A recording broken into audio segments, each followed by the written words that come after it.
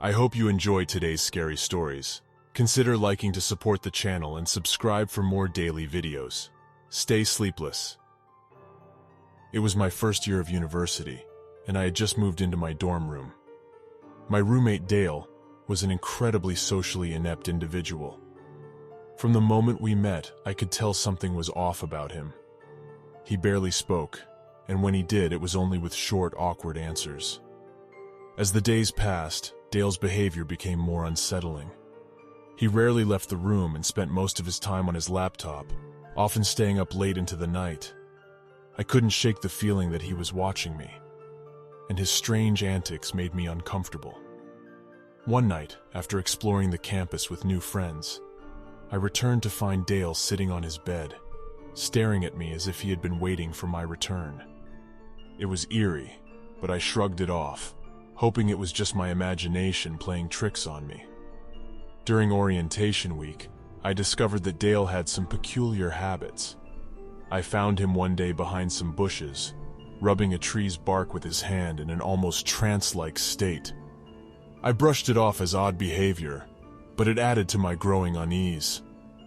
The situation escalated when I caught him going through my computer while I was out. He denied it, but his awkward response only confirmed my suspicions. Determined to get away from him, I requested a new roommate, and thankfully, the school obliged. The night before I moved into my new room, I woke up to strange sounds. Dale was standing at the door, trying to unlock it. The thought of him trying to break in chilled me to the bone. Fortunately, campus police arrived in time and took him away. From that moment on, I never saw Dale again, but the memory of his unsettling presence still haunts me to this day. I often wonder what drove him to behave that way, and if he ever found the help he needed to overcome his social ineptitude. Years later, I can't help but feel a twinge of sympathy for Dale, knowing that his social struggles might have masked deeper emotional issues.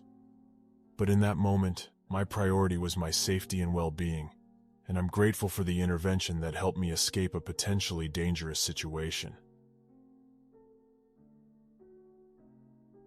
During my sophomore year, I had a secluded dorm room at the university. Strange occurrences started happening. I heard light tapping on my door, followed by eerie knocking sounds. Each time I checked, no one was there. The pranks seemed harmless at first, but they took a dark turn. One night, I finally caught sight of a figure fleeing around the corner. I chased after the person and found myself in a bathroom where I heard disturbing giggling. To my horror, I saw boots under a stall door, but when I opened it, no one was inside. Frightened and perplexed, I sought answers from my floormates, but nobody claimed responsibility for the strange occurrences. The mysterious figure, a chilling old man, haunted my thoughts, and I couldn't shake off the feeling of being watched. The creepy ordeal left me with lingering fear and a desire for answers that I never found.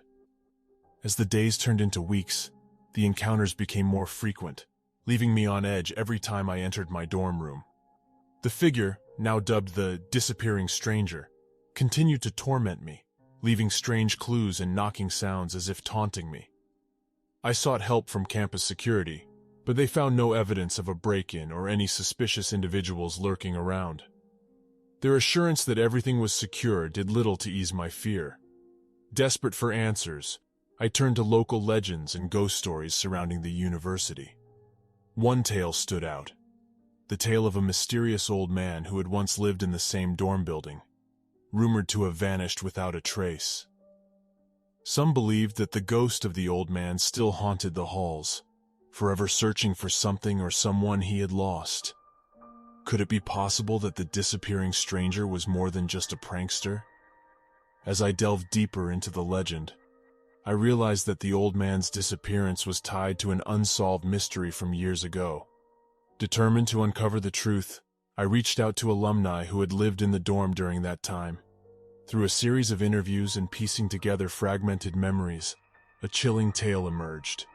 The old man had been a loner, rarely interacting with others, and there were rumors that he was involved in occult practices.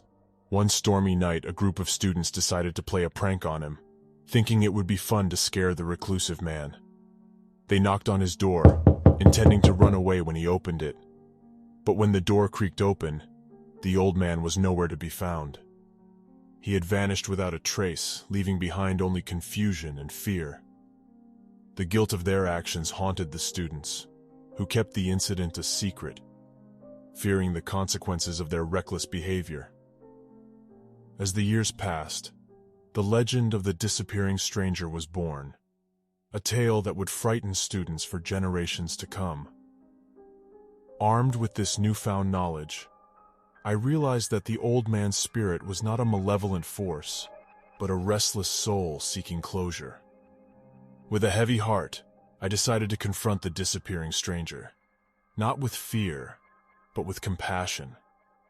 In the dead of night, I stood in front of my dorm room door and spoke softly, acknowledging the old man's presence and expressing remorse for the actions of those who had tormented him. I offered my understanding and urged him to find peace and move on from the pain that bound him to our world. For a moment, there was silence, and I feared I had made a mistake. But then, the knocking ceased, and a soft, gentle breeze brushed against my cheek.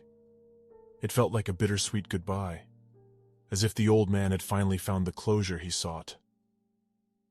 From that day on, the strange occurrences in my dorm room ceased, and the legend of the disappearing stranger began to fade. Whether it was a result of the old man finding peace or simply a coincidence, I'll never know. One Thursday night during my sophomore year at the University of Iowa, my roommate dragged me to an underground and shady frat party. The atmosphere was unsettling, and the attendees didn't seem like the kind of people you'd want to associate with. The party was dark, filled with a peculiar crowd, and the vibe was off. I decided to leave early, feeling uneasy about the whole scene. As I prepared to go, a creepy guy handed me a mysterious drink, urging me to drink it. Not wanting to cause trouble, I reluctantly obliged. Soon everything went blurry and I felt dizzy. I woke up in a dark room, disoriented and scared. I heard the sound of someone crunching a plastic bag in the closet. Panicking, I ran out of the room and discovered someone fleeing down the hallway. However, they disappeared into thin air when I approached them. The incident left me shaken, and I never attended another shady frat party again. The mysterious encounter haunted my thoughts for weeks. I wondered who had drugged me and what their intentions were. I felt violated and betrayed. My trust in the people around me shattered. Determined to find answers, I confided in my close friends, who encouraged me to report the incident to the campus authorities. It was a difficult decision, but I knew it was the right thing to do. The campus police launched an investigation, but without any leads, it seemed like a dead-end case. I couldn't help but feel frustrated and unsafe, knowing that someone out there had taken advantage of me. As days turned into weeks, I became increasingly withdrawn, avoiding social gatherings and isolating myself from the world. My friends tried to support me, but the trauma I had experienced lingered, leaving me with an overwhelming sense of vulnerability. One day, as I was walking across campus, I saw a flyer for a self-defense class. It felt like a sign, a way for me to regain control and empower myself. I signed up immediately, eager to learn how to protect myself and build my confidence. The class turned out to be a turning point in my healing journey. I connected with other survivors, and we found solace in our shared experiences. The instructor taught us practical techniques, but more importantly, she taught us to trust our instincts and assert ourselves. As I grew stronger physically and emotionally, I decided to take charge of my life again. I joined a support group for survivors and found comfort in sharing my story with others who understood. Together, we empowered one another to rebuild our lives and reclaim our sense of safety. I also became an advocate for campus safety, volunteering with organizations that raised awareness about drug-facilitated assaults and promoted consent education. By sharing my story, I hope to prevent others from experiencing the same horrors I had faced. While the memory of that dreadful night will never fade entirely, it no longer defines me. I am now a survivor, standing tall and unafraid to face the world. Through my journey of healing and empowerment, I learned that strength comes not from avoiding the darkness, but from finding the light within ourselves.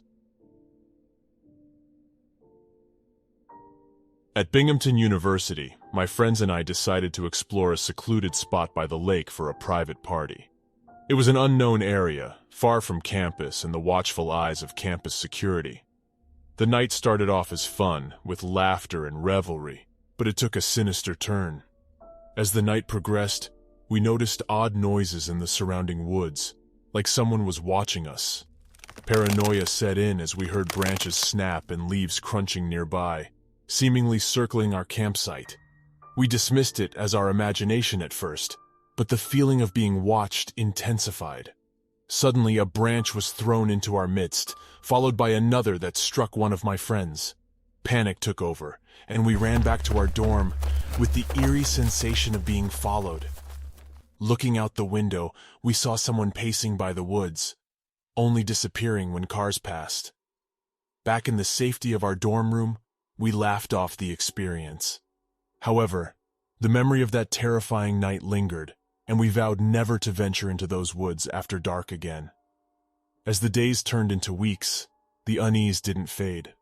My friends and I started experiencing strange occurrences in our dorm rooms. Doors would creak open in the middle of the night, and chilling whispers echoed through the halls. It seemed like we had awakened something that night by the lake, something that now roamed our campus, unseen and malevolent. Each night, I would lie in bed, listening to the strange sounds and feeling an oppressive presence around me. One night, as I lay awake, I saw a shadowy figure standing by the window, its eyes reflecting an otherworldly glimmer. My heart pounded in my chest as I tried to convince myself that it was just my imagination playing tricks on me. But the next morning, my roommate described the same chilling encounter. We decided to investigate the history of our university and discovered a long-forgotten tale of a student who had disappeared mysteriously years ago, never to be found. Legend had it that the student's spirit haunted the campus, seeking revenge on those who dared intrude on his final resting place. Was this the same entity we encountered that night by the lake? We tried to find ways to protect ourselves, seeking the guidance of experts in the paranormal. But as the occurrences escalated, our fear grew. We couldn't escape the eerie feeling that we were being watched, even in broad daylight. In the end, we decided to face our fears head-on. Armed with research and talismans, we conducted a ritual to appease the restless spirit. As we stood by the lake, the air thick with anticipation, we offered our sincere apologies for our intrusion and promised never to return. Since that night, the strange occurrences ceased, and the campus felt lighter, as if a weight had been lifted. We had made peace with the past and learned to respect the spirits that shared our space. As I continued my studies at Binghamton University, I often recalled that fateful night.